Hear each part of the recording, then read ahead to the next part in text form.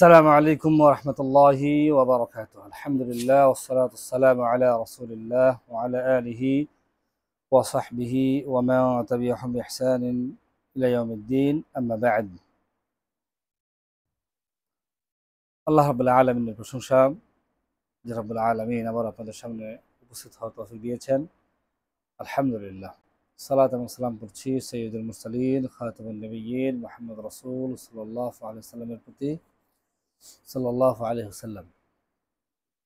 সম্মানিত দিনী ভাই বন্ধুগণ, ইতিপূর্বে আমরা আলোচনা করেছিলাম যে যে মাধ্যমগুলো বা যে মাধ্যমে আমরা মানুষকে কষ্ট দিয়ে থাকি সেই মাধ্যমগুলো কতটা ভয়াবহতা, কিভাবে আমাদের জীবনে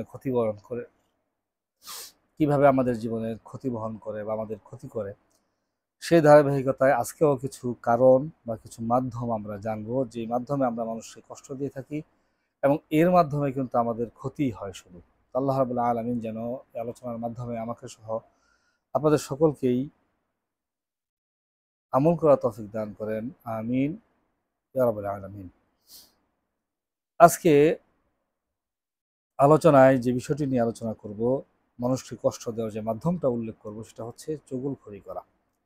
অর্থাৎ চুগলখড়ি বলতে যেটা আমরা বুঝি সেটা হচ্ছে দুই ভাই বা বন্ধুর মাঝে সম্পর্কের বিচ্ছেদ কিংবা সম্পর্ক নষ্টের উদ্দেশ্যে একে অপরের কাছে কিংবা আমি আরেকজনের কাছে তার বিপক্ষে এমন কিছু বললাম যার কারণে তার সাথে আমার সম্পর্ক নষ্ট হবে, কিংবা তৃতীয় পক্ষ এসে এমন কিছু বললাম, এমন কিছু আরেকজনের ব্যাপারে বলল যার কারণে আপনার সাথে তার সম্পর্ক নষ্ট হয়ে যাবে বা যাওয়ার সম্ভাবনা থাকে।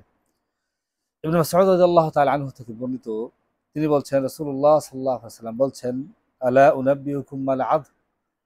রাসূল সাল্লাল্লাহু আলাইহি ওয়াসাল্লাম বলছেন যে আমি কি তোমাদেরকে আদ তথা মিথ্যা অপবাদ কি জিনিস সে ব্যাপারে জানাবো না? তখন রাসূল সাল্লাল্লাহু আলাইহি ওয়াসাল্লাম বলছেন হিয়ান নামিমাহ, সেটা হচ্ছে চুগলখড়ি। আর এই নামিমার পরিচয় দিতে গিয়ে রাসূলুল্লাহ সাল্লাল্লাহু আলাইহি ওয়াসাল্লাম বলছেন আল কালাতু বাইনান নাস, অর্থাৎ জনসম্মুখে কারো সমালোচনা করা।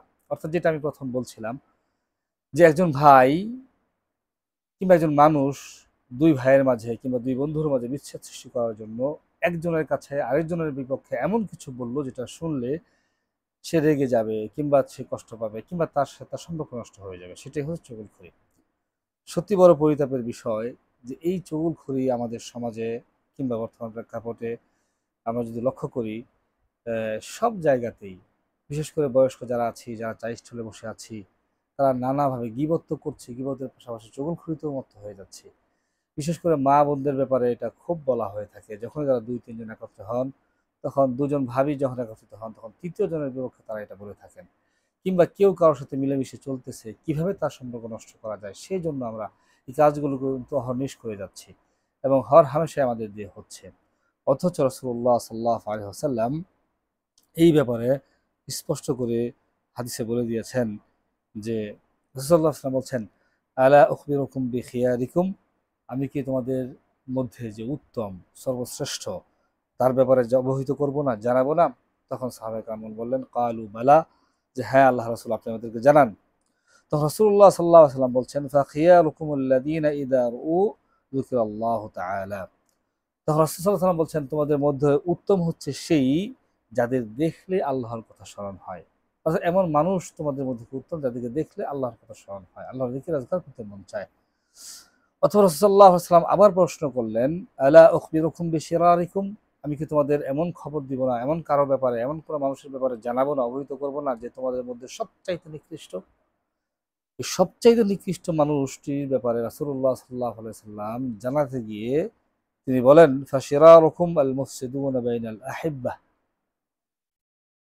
সবচেয়ে নিকৃষ্ট মানুষগুলোর মধ্যে তারাই যারা আল মুফসিদুনা বাইনাল আহিব্বাহ, অর্থাৎ বন্ধুত্বের মাঝে কেউ কাউকে ভালোবাসে, সেই ভালোবাসার মাঝে বিচ্ছেদ সৃষ্টি করে, ফাসাদ সৃষ্টি করে, সেই হচ্ছে তোমাদের মধ্য থেকে সবচাইতে নিকৃষ্ট ব্যক্তি। পাশাপাশি আল মাশাউনা বিন নামিমাহ, যারা চুগলখড়ি করে বেড়ায়, আল বাগুন আল বুরা আল আনাত, পাশাপাশি পূর্ণ লোক যারা ভালো মানুষ তাদের দোষ ত্রুটি খুঁজে বেড়ায়। তাহলে এই তিন শ্রেণীর লোকের ব্যাপারে রাসূল সাল্লাল্লাহু আলাইহি সাল্লাম বলেছেন তারা সর্বনিকৃষ্ট মানুষ।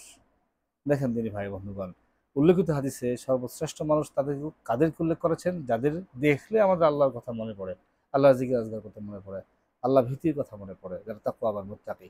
আর সবচেয়ে নিকৃষ্ট কে? যে এই চগলখড়ি করে বেড়ায়। অথচ এই চগলখড়ি যেন আমাদের এখন ট্রেন্ড হয়ে গেছে, ফ্যাশন হয়ে গেছে। কারো বিপক্ষে বলতে পারলেই, কারো বিপক্ষে কুৎসা কিংবা কারো বিপক্ষে যদি আমি কোনো খারাপ কিছু বলতে পারি, তাহলেই যেন আমি বিশাল কিছু হয়ে গেলাম, আমার দ্বারা বিশাল কোনো কিছু হয়ে গেল। অথচ রাসূল সাল্লাল্লাহু আলাইহি ওয়াসাল্লাম তাদেরকে সবচেয়ে নিকৃষ্ট, সবচেয়ে বাজে মানুষদের অন্তর্ভুক্ত করেছেন।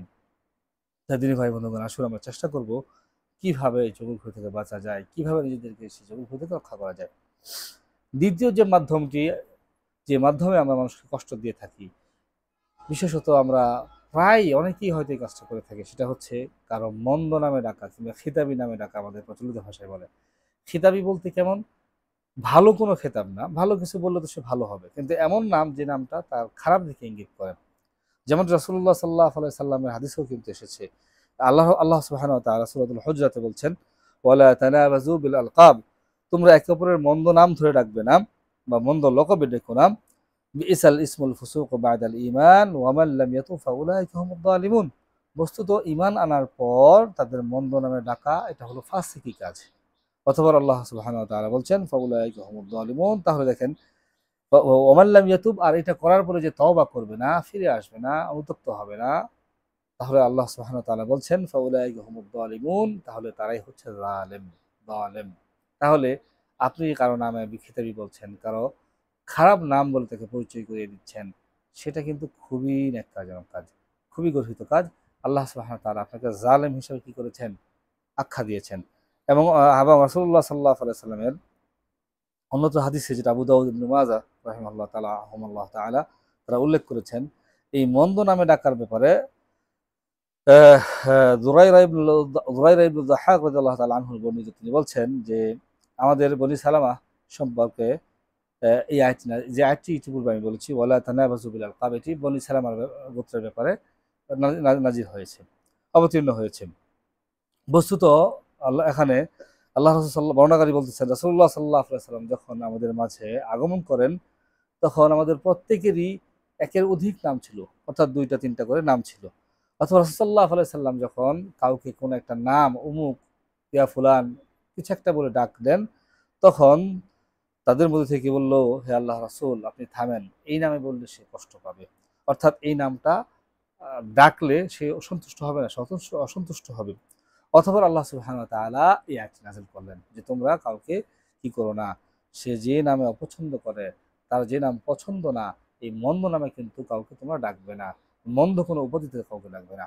অথচ আমরা এমনটা কিন্তু প্রায়শই করে থাকি, যে মন্দ কথা, মন্দ নাম, নানা মানুষের নানা ধরনের নাম আমরা দিয়ে থাকি, যেটা শুনলে সে, যে একটু খাটো, তাকে ওই খাটোর সাথে সম্পৃক্ত কোনো একটা খারাপ নাম বলে থাকি, যে একটু লম্বা, তাকে ওই লম্বা নামে কিছু একটা বলে থাকি।